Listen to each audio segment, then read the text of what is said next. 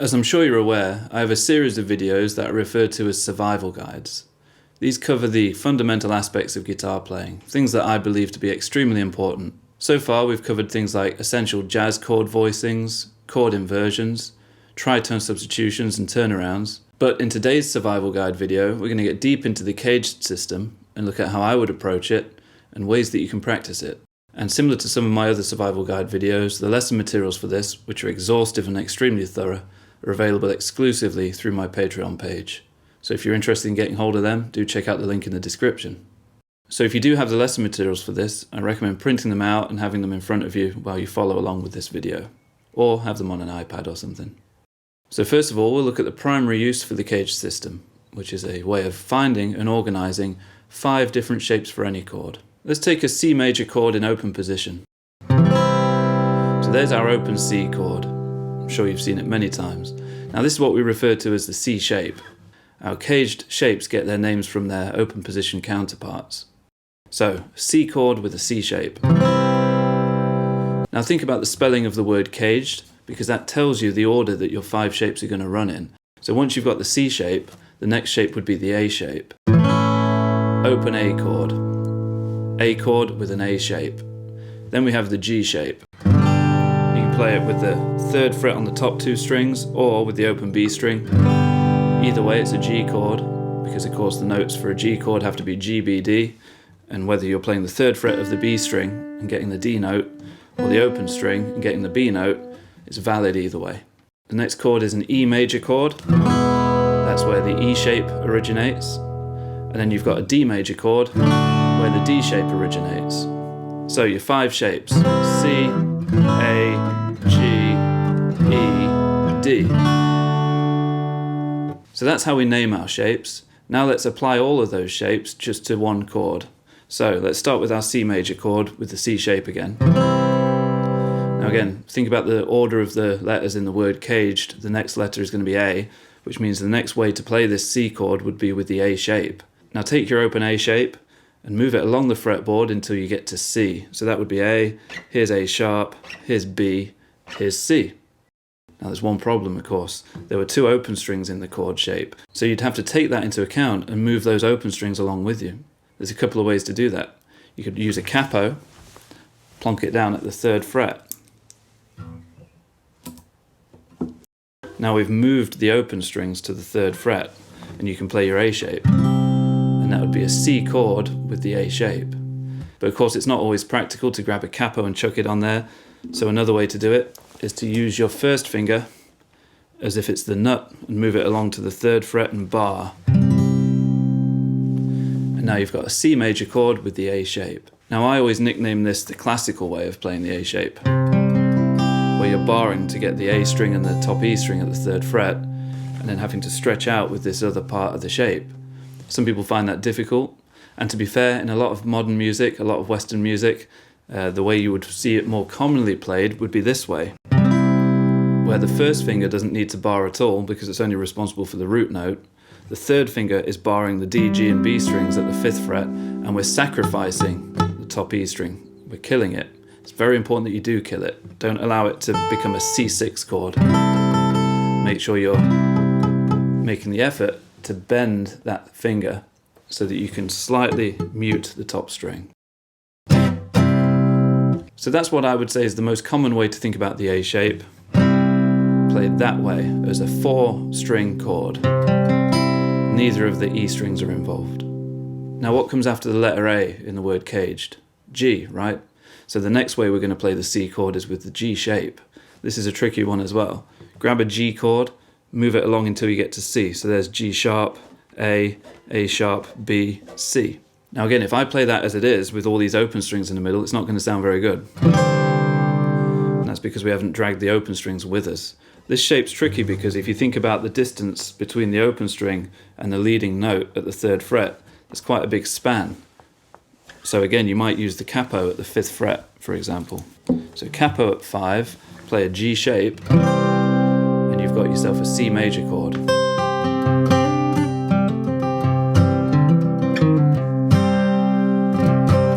Now what about doing it with a barring finger? So this is where it can be a bit tricky.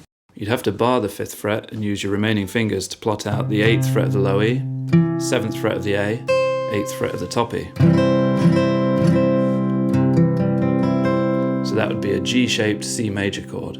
Now don't be misled into thinking because that's a difficult one that no one ever uses it, because that's absolutely wrong. This is one of the most common shapes you would ever use from your CAGED system, in fact. Especially if you're into all those really smooth chord-based licks that you hear in soul and Motown music, all of those Hendrixisms, you know.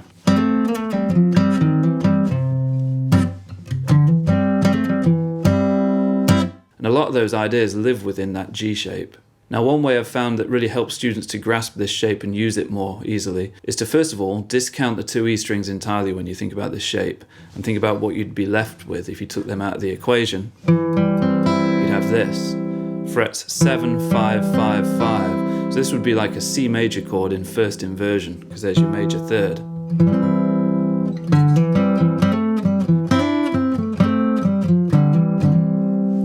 Now if you did want to fill that out, it's not too hard, once you've established this portion of the shape, to bring that little finger in to grab the low down root. Another way of breaking down that G shape for commonly used parts would be the top 4 strings of it. This can be really useful, especially if you're playing blues, right?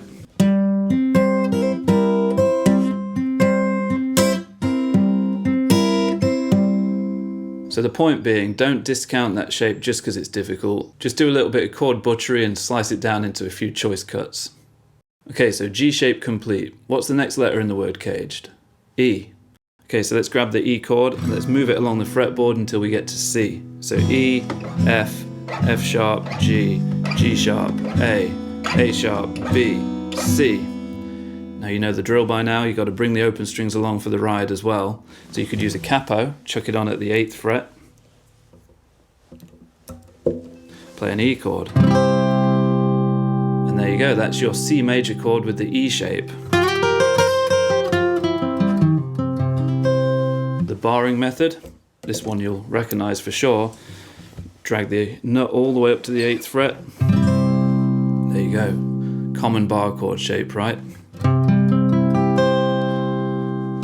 Then the final shape is the final letter in the word caged, so the D shape.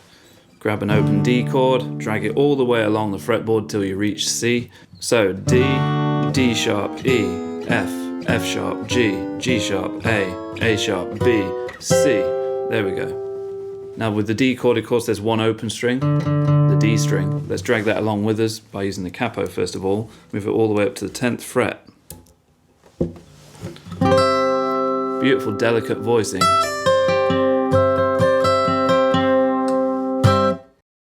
Or use your first finger for that single root note.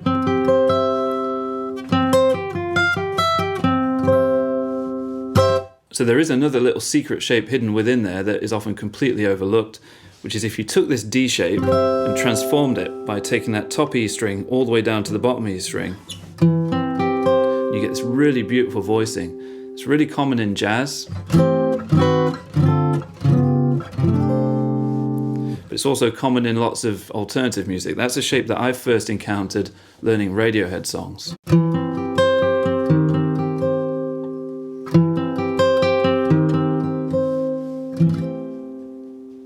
So of course that would be an inversion, right? Because you got the major third in the bass. You got the E, then we're skipping the A string altogether, killing it. 10th fret of the D string, there's your root. 12th fret of the G, there's your 5th. And then the 13th fret of the B string, there's your root again. Nice voicing. Okay, so that's 5 different shapes for your C major chord. The C shape, the A shape, the G shape, the E shape, and the D shape. Now, of course, with those 5 ways of playing your C chord, there was one where we didn't have to figure out how to move it away from open position, and that was the C shape itself. So let's move to another key, so we have to figure that out. Let's go to the key of D. Let's just move everything up 2 frets. So of course, if we're starting nearest the nut, the first shape you can use for your D chord is the D shape itself, which means the next shape is going to be the C shape, because remember that these always run in the same order as the spelling of the word caged. So once you've got to your D shape, you just reset. The next one would be C, you go around again. So the C shape for the D chord, take your C major chord, your C shape in open position, move it up, C sharp, D, and again, kind of pretty sounding, but we have a problem. There's 2 open strings in there. So you could put the capo at the 2nd fret. So essentially we move the chord up 2 frets. We have to do the same with the open strings. Capo at 2, C shape. That would be a D major chord. Now if you don't want to use a capo, or for those scenarios where it's just not the thing to do, you can use your 1st finger to bar the top 3 strings at the 2nd fret, because the only 2 open strings in that open chord shape were the G and the top E. So you only need to worry about barring those top 3. And this is a shape that I use so often, maybe my go-to shape, honestly. I use it all the time.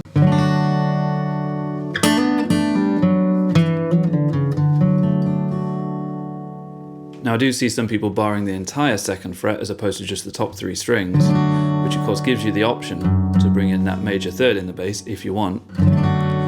But the more common way, in my opinion, would be the top 3 strings.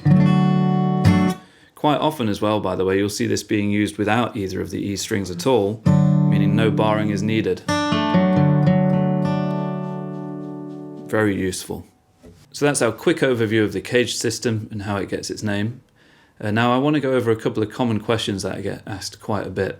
So one thing is, oh, that's great for your C chord, your A chord, your G chord, your E chord and your D chord, but what about all your other chords? Well, of course you can move them to any way you want. So for example, the D chord with the C shape there, if I went up a fret, I'd have D sharp or E flat. So for example, an E flat major with a C shape, or an A flat major with an E shape, or a B flat major with a G shape.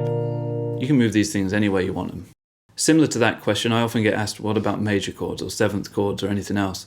But again, they all work within that system. So take, for example, let's say a C major chord with the A shape. If you wanted to make this minor, you just have to flatten the 3rd. Now you've got a C minor chord with the A shape. You could do that with all of your CAGED shapes. You just figure out where the 3rd is and flatten it, and you've got your minor chord. Similar thing for all of your other chords, like 7ths, for example. C major with the A shape. If I flatten the root note in the middle here, I get my C major 7. Flatten that 7, I get my C dominant 7. Flatten the 3rd as well as that, C minor 7. And so on and so on. You can do that within all of your CAGED shapes. And remember, for the trickier ones like the G shape, you don't have to look at the whole thing. You can just use the top 4 strings, for example. So if I'm looking for my C major chord with a G shape, I can be thinking this, the top 4 strings of it. Now if I want C major 7, I flatten the root on top, C major 7. Flatten the 7, C dominant 7. Flatten the 3rd as well, C minor 7. You can use these as your way of mapping everything out. So that's a primary use of the CAGED system, and a lot of people don't ever look beyond that. You know, just thinking of it as a system to figure out your 5 ways to play any given chord. But I really do think it's one of the best ways you can organize anything into chunkable areas or zones on the fretboard. For example, triads, arpeggios, scales, etc. Think of it as just an organizational tool, like a really neat filing cabinet to break the guitar down into usable chunks rather than trying to navigate the whole thing at once always. And of course, the more things that you run through the CAGED system, the better your ability to find and locate everything becomes. You'll get much faster at traveling the fretboard. Let's take triads and look at those through the lens of the CAGED system for a moment. Take a D major chord, top 4 strings, the D shape. Now, if we're going from top to bottom, the top triad would be this one. 2nd inversion, string set 1, 5th root 3rd. Now, as you come down through your triads in these stacks, as I call them, all you're going to do is drop the top note down 1 octave each time. So this F sharp is going to come down an octave lower to the 4th fret of the D string. The other 2 notes stay the same. So that would be your next shape. Now this is bordering that area between the D shape and the C shape. Notice how there's a lot of overlap with some of these things. So D major triad, string set 1, string set 2, same process again, drop that top note an octave and find string set 3, drop the top note an octave, find string set 4. So that was the D shape and the C shape combined, that little grey area between the 2 shapes, and then firmly into the C shape for the remainder. That last one, by the way, you could also see this as being on the border between the C shape and the A shape. Speaking of the A shape, the next set of triads, D major on the top string set, then second string set. Now we're moving along, we're in that middle ground between the A shape and the G shape. Now we move firmly over into the G shape. There's one note here that crosses over into your next caged shape, the E shape. Speaking of the E shape, let's do the triads there. Now we're crossing over into the bottom area of our D shape. So at that point we've mapped out all of our D major triads and we've considered where they land within the caged system. Now one of the many positive byproducts of doing that is you've now prepared all of your D major arpeggios without even having to think about it.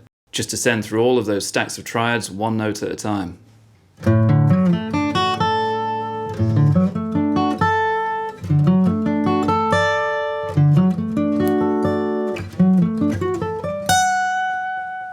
And of course, just like the chords and the triads, you can adapt anything that needs to be adapted to get any type of arpeggio you like. Flatten the third if you're after a minor chord, or add a 7 if you want a major 7, add a flat 7 if you want a dominant 7. It's all a good way of mapping things out. Next, scales. Again, organise them throughout the caged system. Have your 5 primary shapes to play any major scale, for example. G major. Within your E shape. What about the next one, the D shape? G major scale within the D shape.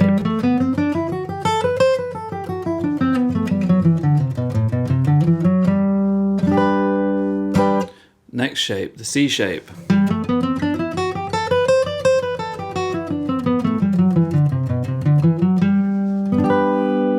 Onto the A shape.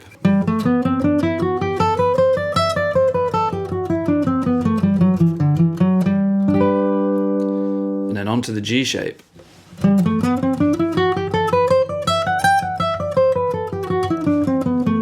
I don't know why I chose the key of G, because that G shape is basically unplayable up there on this guitar, unless I broke it down into its parts, the middle 4 strings, or the top 4 strings, or the bottom 3 strings, just the triad, or of course move it down to the open position. So that was the G major scale in 5 shapes.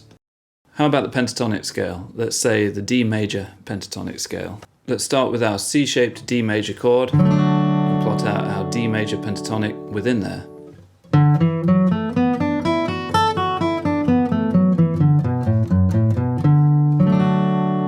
Onto the A shape. Here's the chord, here's the matching major pentatonic.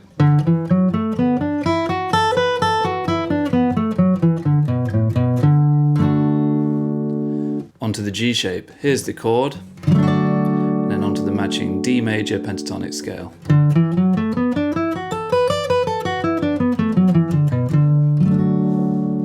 Over to the E shape. Here's the chord, and then the matching major pentatonic.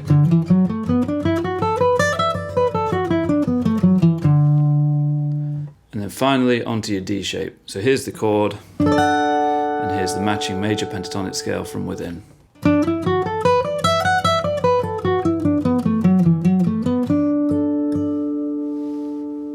Now finally, let me give you an idea of how you might want to practice this. Let's pick a song. Let's say Hey Joe by Jimi Hendrix. It's all major chords, so a nice easy starting point.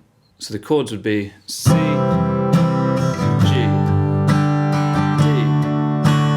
A, E.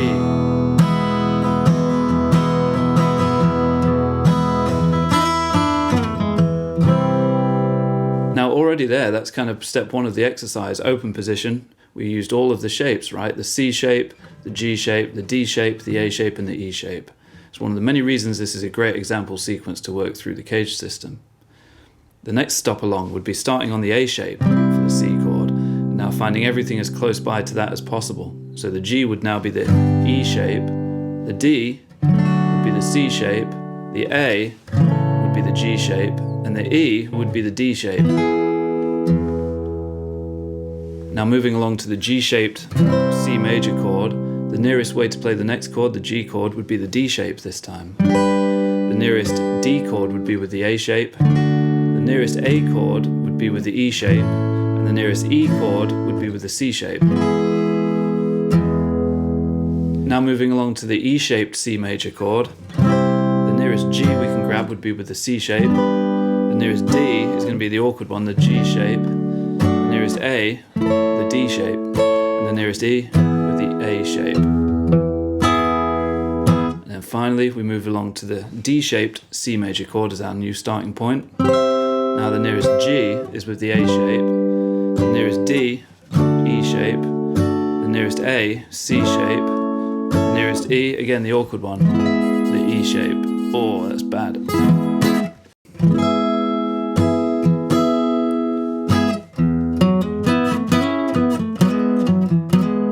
Gives us a good excuse to use those Hendrixisms, again using the middle 4 strings of that awkward one. Now I'm sure that you're able to see the bigger picture there and the profound impact that working on this stuff will have on your ability to move around the fretboard. And imagine if you ran this through a bunch of different chord progressions, your knowledge of the fretboard would soon improve massively, giving you more awareness and more importantly more confidence. So that's where we'll leave this one for now. At some point we'll revisit and look at ways to organise our lead playing ideas throughout this system. We already touched on that with the People Get Ready lessons, so do check that one out if you haven't yet. Again, the lesson materials for this, very thoroughly typed out in tab and notation, Guitar Pro and PDF formats, are available at the link in the description by joining my Patreon, which is only 10 quid a month, which to be frank is an absolute steal for the amount of information I'm giving out on there. Every lesson I've ever done, and every lesson that I ever will do, is on there for you to dig into at your leisure. We have over 1,000 members now, and it's a really good place to be, very inspiring, a lot of interaction, a lot of engagement. And if you wouldn't mind doing me the favour of hitting that like button and making sure that you subscribe to my channel, I'd really appreciate it. It helps massively with the visibility and the growth of this channel. Okay guys, so please do let me know down in the comments if you have any questions at all, or if there's anything that you feel I missed out on this video.